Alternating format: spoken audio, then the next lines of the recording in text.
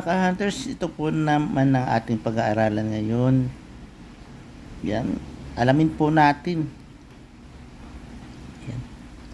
Hello mga ka-hunters, ito naman po yung ating pag-aaralan, ang Piso BSP series na may taong 2004. Okay po? At saka pasadahan din po natin yung, ayan, ito po, Miguel Malvar, 10 pesos. Ito po yung may taong ano ba to? Yung ikasandaan at 50 taon niya po. Yan, sige. Bayakin po natin yan mga ka-hunters.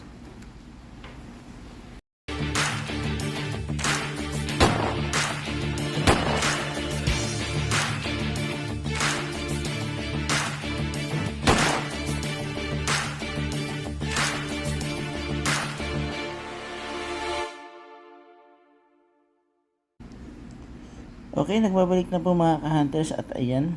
So bago po tayo mag-start po, ako'y nagpapasalamat sa Panginoon sa patuloy niyang pag-iingat sa aking pamilya, sa akin po. Sa patuloy niyang pagbibigay ng pagpapala. Gayon din po sa inyo mga ka-hunters, maraming pong salamat din po sa Panginoon dahil iniingatan po kayo at ang inyong mga pamilya. So start na po tayo at ayan, papakita ko po sa inyo yung mga itong barya po na ito na may taong 2004. Yan, makikita po natin to. Yan. Ayon kay Numista po, ang talaan lang po ng ang 2004 na piso po ay isa lang po. Ito po ay bold letter. Ayan po. Obverse and reverse. Dapat siyang bold letter. At pangalawa, ito po ay magnetic. Dapat po maging magnetic po to. Yan. Yan mga ka-hunters, magnetic po. Okay. At silipin po natin yung talaan ni Numista po. Ayan. Ayan, 2004. At sunod na po dyan, 2005 ba. Ayan, 2004 po. Ayan po. Uncirculated po niya ay 93. Yan po nakalagay, 2004, bold letter, reverse 1. So ngayon po may nakita po akong kakaiba sa 2004 na to. At magkakaroon po ako ng comparison sa 2003 na magnetic din po. Kasi ang magnetic po, nag-i-start siya sa 2003, tapos nagkaroon po ng mga normal letter frosted po. Okay, silipin po natin yung 2003 na frosted.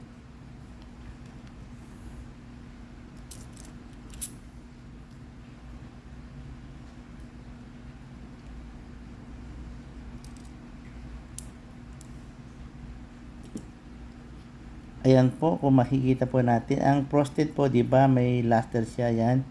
Yung maputi-puti po na yan, yan po ay frost. Kaya sinabi po itong frosted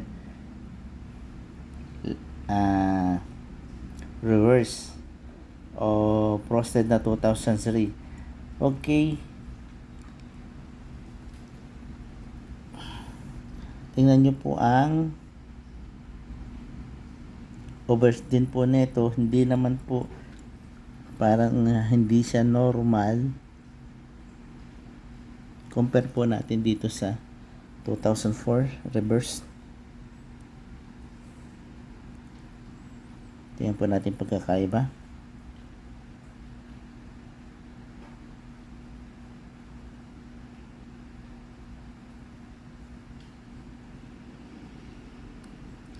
Okay, doon sa taon na 1993 po, halos magkakadikit po yung sa 2004 na bold. Dito po sa 2003 na frosted, hindi po. So, Ayan, may nakita po ako na 2004, ayan mga ka-hunters. Kakaiba po yung unang-una na po na ako po dito. Ito pong sun na to. Hindi po yung nasa taas, kundi itong sun po na nasa flag natin. Yung nasa gitna kasi ito po yung 3 star. At ito po yung nasa gitna, yung sun. Ayan po. Compare po natin dito sa ayan. Tingnan nyo po. Yung rays ng sun po.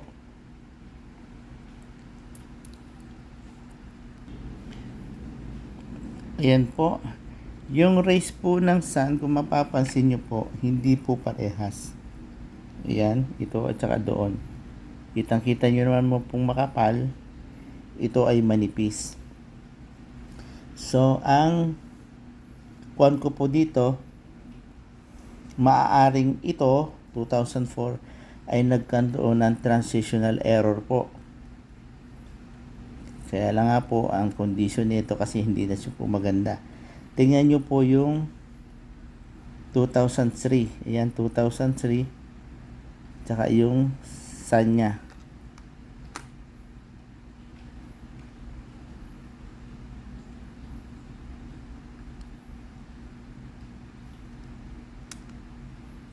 Magkaiba pa rin po doon sa ayan, ibang-iba po dito sa frosted po. Tingnan natin, ito po yung frosted. Ang sun po nitong kuwan na to, 2004 na to, kita nyo po yung malalaki dito. Tsaka yung tingnan nyo po itong 1995, 1993. Hindi hamak na bolto. Ayan po. Ito po yung magnetic. Tingnan nyo po yung sano magnetic dito at saka yun. Compare nyo po. Di po ba malayong malayo?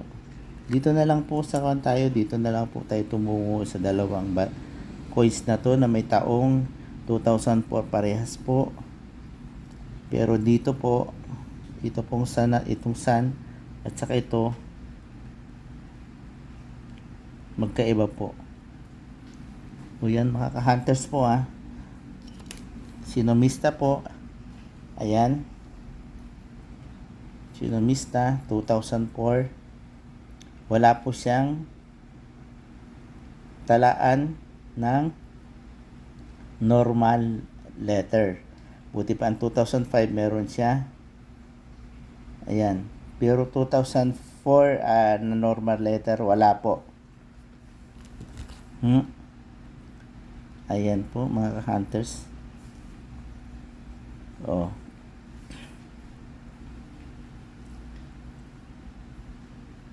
Marahil nagkaroon po ng pagkakamali po. Kasi pare-parehas naman po yan. Mali po yung dye na nagamit nila dito po sa 2004 na to. Sa halip na bold letter yung gamitin nila, ang nagamit po nilang dye ay normal letter na kagaya sa 2005, 2003. Tingnan nyo po. Okay? So, kung magkaganon, ibig sabihin, error po to, error. Error po. Kaya ito ay masasabing transitional error. Ayan po. Pares po magnetic yan mga hunters. Transitional error na kung saan ito po ay may mataas na halaga. Kaya lang nga po itong barya po hindi na po siya gaanong maganda ang kondisyon, pero itatabi ko po yan mga ka-hunters. At ayan, bago po ako magpatuloy, Mga ka-hunters, doon sa mga nais po mag-post o benta ng mga coins o yung mga na-hunt nyo po, mga barya. Diyan po, Coin Traders for Buyer and Seller po. Nakalink po yan sa iba't ibang mga Facebook page. Sana po ay makaluobin ng Panginoon na kayo ay makabenta po.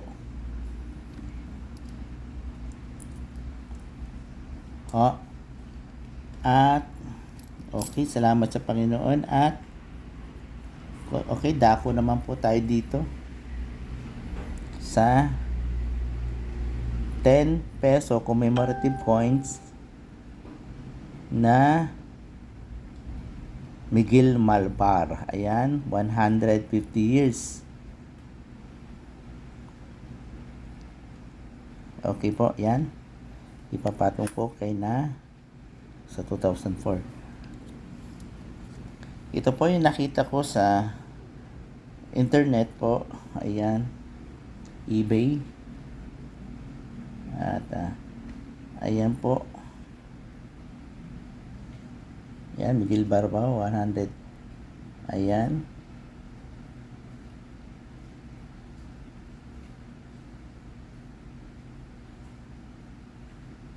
Ayan, 1 set po siya. Hanggang 1 centimo. Okay.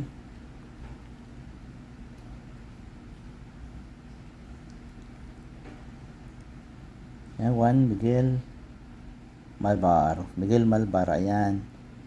May taong 2015 Philippine coin set.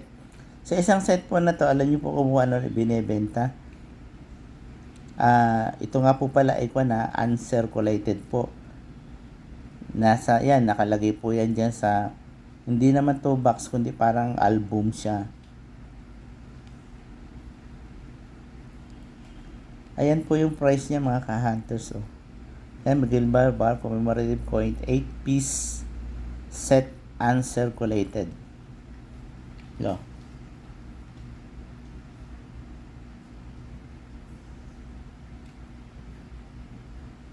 Yan. Ayan po, mga ka-hunters, 2,433.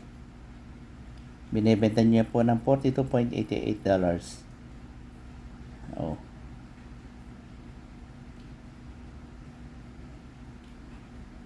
Baka may alam pa kayo kung saan bumibili niya ito. Ayan po, 1 set po. Okay. Ayan po, Miguel Malvar.